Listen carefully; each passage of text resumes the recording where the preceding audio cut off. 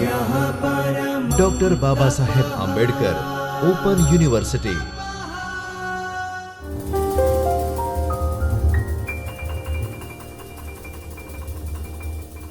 नमस्कार। Doctor Baba Sahab Ambedkar open university के Chaitanya studio में मैं Pooja Singh, assistant professor, department of public administration, आप सभी प्रिय विद्यार्थी मित्रों का हार्दिक स्वागत, वंदन एवं अभिनंदन करती हूँ। फ्रेंड्स, पिछले लेक्चर में हमने पढ़ा था पेपर 3 भारतीय वहीवट इंडियन एडमिनिस्ट्रेशन के ब्लॉक 2 यूनिट 8, जिसका टाइटल है वड प्रधाननु कार्यालय अने कैबिनेट सचिवालय। यह आज का अध्ययन, यह दूसरा पार्ट है फ्रेंड्स, जिसका टाइटल है prime minister's office and cabinet secretariat. Friends, चलिए शुरू करते हैं। आज के हमारे लेक्चर का उद्देश्य है आपको यह बताना कि पीएमओ, प्राइम मिनिस्टर्स ऑफिस, इनका स्ट्रक्चर क्या होता है, इनके सेटअप के बारे में हम समझेंगे। तत्पश्चात जो मेन पोजीशंस हैं पीएमओ में और उनकी जो एडमिनिस्ट्रेटिव वर्किंग है, इनके बारे में भी समझेंगे। फ्रेंड्स, आज का हमारा लेक्चर प्राइम मिनिस्टर्स ऑफिस के बारे में है। हमने पिछले लेक्चर में प्राइम मिनिस्टर्स के बारे में पढ़ा था, उनके रोल एवं कार्यों को पढ़ा था और उनकी अपॉइंटमेंट कैसे होती है यह भी पढ़ा था। उम्मीद करती हूँ आपको समझ आया होगा फ्रेंड्स। तो आज के लेक्चर में हम यह भी पढ़ेंगे कि जो पीएमओ है अर्थात प्राइम मिनिस्टर्स ऑफिस है, इनके रोल कैसे डिफरेंट टाइम पीरियड में चेंज हुए हैं। तो चलिए शुरू करते हैं। Evolution of PMO in the early years. Friends, PMO अर्थात प्राइम मिनिस्टर्स ऑफिस की स्थापना भारत में अंग्रेजों के जाने के बाद अर्थात 1947 में की गई थी और इनका जो मुख्य कार्य होता है वह प्राइम मिनिस्टर को उनके कार्यों में सहायता प्रदान करना। स्टार्टिंग में जब स्थापना हुई थी तो इसे प्राइम मिनिस्टर सेक्रेटेरिएट कहा जाता था फ्रेंड, जिसे आज हम पीएमओ के नाम से जानते हैं। वह शुरुआत के समय में प्राइम मिनिस्टर्स सेक्रेटेरिएट अर्थात प्रधानमंत्री का सचिवालय कहा जाता था और इसमें स्टार्टिंग में सिर्फ 117 स्टाफ थे। इनके अलावा हमने यह देखा है कि जैसे जैसे प्रधानमंत्री चेंज होते गए वैसे वैसे इनकी जो ऑर्गेनाइजेशन है यह भी बढ़ती गई। जैसे हम यह देखते हैं कि लाल बहादुर शास्त्री जी के समय में ये और बहुत ज़्यादा ऑर्गेनाइज हो गई थी डिसीजन मेकिंग से रिलेटेड। इनके अलावा हम यह देखते हैं कि पीएमओ सबसे पावरफुल बॉडी बन गई थी श्रीमती इंदिरा गांधी के समय में, स्पेशली जब नेशनल इमरजेंसी लागू की गई थी 1975 से लेकर 1977 में। तो इस समय पीएमओ साइज में भी काफ़ी बड़ी हो गई और पावर्स में भी। इनके अलावा हम यह भी देखते हैं फ्रेंड्स कि जनता पार्टी जब आई 1977 में, तो उस समय हम जैसे जस्ट आफ्टर इमरजेंसी ही आई थी जनता गवर्नमेंट। तो जनता गवर्नमेंट ने क्या किया फ्रेंड्स, उन्होंने पीएमओ के ऑर्गेनाइजेशन को कम किया अर्थात इसके साइज़ को कम किया और इसके पावर्स को भी कम किया। इनके अलावा हम देखते हैं कि 1977 में ही, जिससे आज हम पीएमओ अर्थात प्राइम मिनिस्टर्स ऑफिस के नाम से जानते हैं, वह पहले प्राइम मिनिस्टर सेक्रेटेरिएट कही जाती थी, जिसका नाम चेंज करके पीएमओ रखा गया। कब? 1977 में। तो आप यह कह सकते हैं फ्रेंड्स कि 1977 में 1977 में prime minister secretariat became the prime minister's office and since then PMO has kept a lower profile, mainly helping the prime minister in public duties। अर्थात प्राइम मिनिस्टर को जो पब्लिक ड्यूटीज़ होते हैं उनमें सहायता करते हैं। लेकिन हम यह देखते हैं कि पिछले कुछ डिकेड्स में, पिछले कुछ दशक में प्राइम मिनिस्टर की जो ऑफिस है वह फिर से बढ़ी है साइज में और पावर्स में। तो चलिए समझते हैं कि प्राइम मिनिस्टर ऑफिस, इसकी ऑर्गेनाइजेशन क्या होती है। फ्रेंड्स, हमें यह पता है कि जो पॉलिटिकल हेड होते हैं ऑफ कोर्स प्राइम मिनिस्टर होते हैं, पर प्राइम मिनिस्टर जो है वो पॉलिटिकल हेड है। लेकिन प्राइम मिनिस्टर्स ऑफिस में जो प्रिंसिपल सेक्रेटरी होते हैं वह एडमिनिस्ट्रेटिव हेड होते हैं फ्रेंड्स। अभी जो प्रिंसिपल सेक्रेटरी हैं वह डॉक्टर प्रमोद कुमार मिश्रा जी हैं, जो गुजरात कैडर के आईएएस ऑफिसर हैं और 2019 सितंबर से ही कार्यरत है। इनके अलावा शक्तिकांत दास जी भी अभी वर्तमान में प्रिंसिपल सेक्रेटरी हैं, जिनकी नियुक्ति फरवरी 2025 में की गई है। वह रिजर्व बैंक ऑफ इंडिया के गवर्नर भी रह चुके हैं। तो वर्तमान में आप यह कह सकते हैं कि दो प्रिंसिपल सेक्रेटरी हैं। तो जो प्राइम मिनिस्टर्स ऑफिस के जो एडमिनिस्ट्रेटिव हेड होते हैं वह प्रिंसिपल सेक्रेटरी कहलाते हैं, और जो पॉलिटिकल हेड होते हैं ऑफ कोर्स प्राइम मिनिस्टर कहलाते हैं। जो स्टाफ होते हैं पीएमओ में वह सभी स्टाफ सेक्रेटरीज होते हैं, जॉइंट सेक्रेटरीज होते हैं, डायरेक्टर्स होते हैं, और भी सिविल सर्वेंट मेनली होते हैं। लेकिन इनकी जो ड्यूटीज़ हैं फ्रेंड्स वो कोई फिक्स नहीं होते हैं।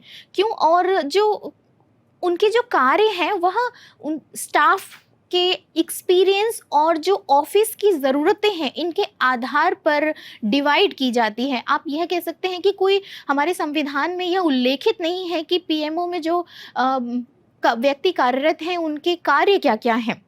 जो ऑफिसर्स हैं पीएमओ में वो मेनली सिविल सर्विसेज से आते हैं और उनका कार्य कुछ पर्टिकुलर डिफरेंट टाइम पीरियड से के लिए होता है फ्रेंड्स। चलिए हम समझते हैं कि प्राइम मिनिस्टर्स ऑफिस के कार्य क्या क्या हैं। तो सबसे पहला कार्य, सबसे महत्वपूर्ण कार्य पीएमओ का होता है वह प्राइम मिनिस्टर की जितनी भी रिस्पॉन्सिबिलिटीज़ हैं being the head of the government उन्हें असिस्ट करना, उन्हें सहायता प्रदान करना।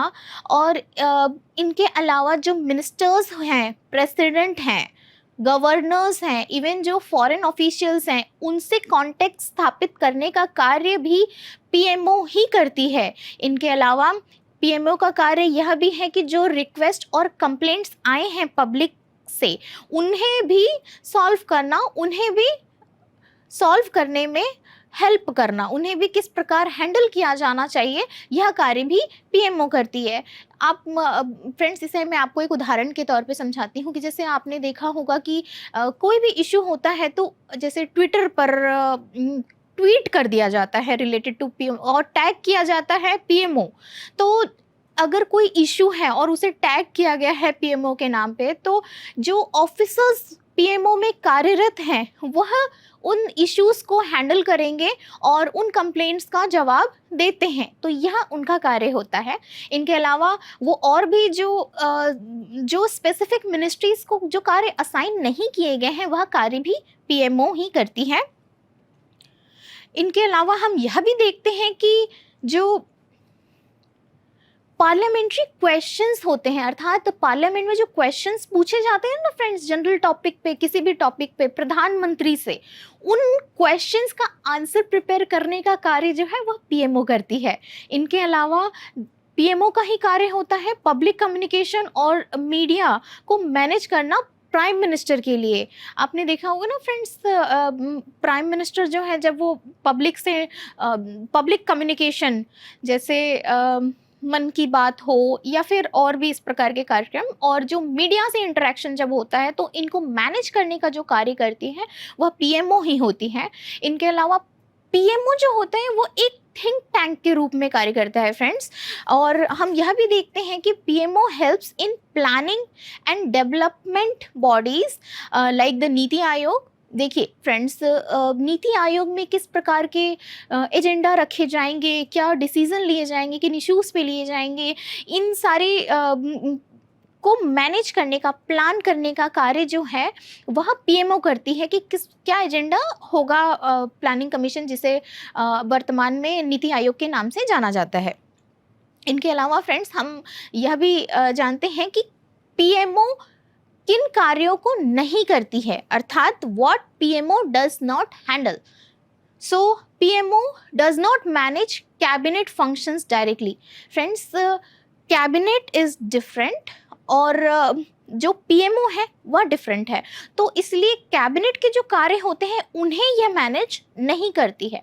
And it does not deal with the party politics और the personal matter of the prime minister. Friends, prime minister को ये असिस्ट करते हैं पर प्राइम मिनिस्टर कि जो पार्टी पॉलिटिक्स है या जो उनके पर्सनल मैटर्स हैं उनमें किसी भी प्रकार की सहायता नहीं करती है PMO. It handles such issues when it involve personal communication with ministers. अर्थात जब कभी भी कोई ऐसी इश्यूज होती हैं तो उन्हें समाधान करने के लिए ये पर्सनली कांटेक्ट करते हैं मिनिस्टर्स को। इनके अलावा फ्रेंड्स यह भी समझते हैं कि समय के हिसाब से, अर्थात जैसे जैसे प्राइम मिनिस्टर्स चेंज हुए हैं फ्रेंड्स, वैसे वैसे पीएमओ की जो रोल है, उनकी भूमिका है, वह भी चेंज हुई है। चलिए इन्हें समझते हैं। हमें पता है कि हमारे जो सबसे पहले प्राइम मिनिस्टर थे वो पंडित जवाहरलाल नेहरू जी, उन्होंने मिनिस्ट्रीज और कैबिनेट सेक्रेटरी को प्रेफर किया रेदर देन पीएमओ। ठीक है, वो ज़्यादा रिलाई मिनिस्ट्री और कैबिनेट सेक्रेटरी पे करते थे। पर हम देखते हैं नेहरू जी के बाद शास्त्री जी, जब लाल बहादुर शास्त्री जी आए तो उन्होंने एल.के. झा को अपॉइंट किया एज अ सेक्रेटरी, और तब उन्होंने इस ऑफिस को, अर्थात जिसे उस समय प्राइम मिनिस्टर सेक्रेटेरिएट कहा जाता था, उसे और स्ट्रेंथन किया।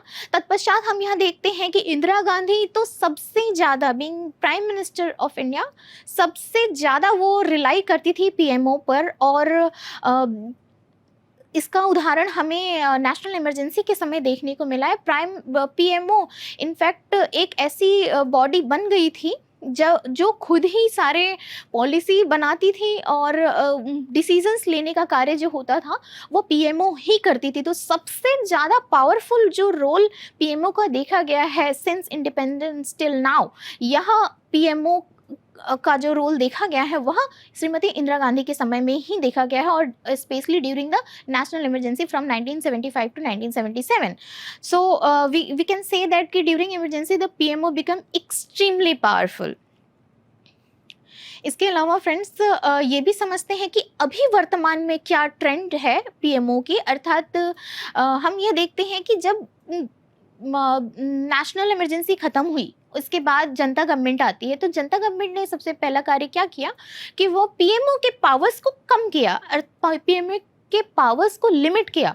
और अगेन हम समय के साथ हम यह भी देखते हैं कि वर्तमान में PMO is again playing a major role in key decisions. Even sometimes what happens, critics say that the PMO sometimes acts as a mini cabinet replacing the actual cabinet. Friends ऐसा भी आलोचक कहते हैं कि यह कभी कभी मिनी कैबिनेट की तरह कार्य करती हैं और जो एक्चुअल जो कैबिनेट है उसे रिप्लेस करके कार्य करती हैं। However, its main job remains to assist the Prime Minister effectively. इनका जो मुख्य कार्य होता है वह प्राइम मिनिस्टर को सहायता प्रदान करना है। इसके अलावा फ्रेंड्स हम यह भी देखते हैं कि जो पीएमओ है वर्तमान में, हमने यह भी देखा कि किस प्रकार प्रधानमंत्री को सहायता प्रदान करती है, और इनके जो कार्य होते हैं वो मेनली प्राइम मिनिस्टर को सहायता करना है, और उनकी ना कि यह किसी भी प्रकार से कैबिनेट या फिर जो काउंसिल ऑफ मिनिस्टर्स हैं उनके कार्यों को करना है, क्योंकि हमने यह देखा है कि यहाँ पे कोई फिक्स ड्यूटीज़ नहीं है। तो इनका मुख्य कार्य हम इस तरीके से समझ सकते हैं फ्रेंड्स कि प्राइम मिनिस्टर को असिस्ट करना, प्राइम मिनिस्टर को हेल्प करना, यह पीएमओ का मुख्य कार्य है। तो उम्मीद करती हूँ फ्रेंड्स आपको समझ आया होगा कि पीएमओ क्या है, पीएमओ किस प्रकार कार्य करते हैं, पीएमओ के पावर्स क्या हैं, और किस प्रकार समय के साथ साथ पीएमओ के साइज़ और पावर्स में भी चेंजेस आए। और इनके अलावा उम्मीद करती हूँ कि आपको यह समझ आया होगा। तब तक के लिए मिलेंगे नेक्स्ट क्लास में, तब तक के लिए जय हिंद।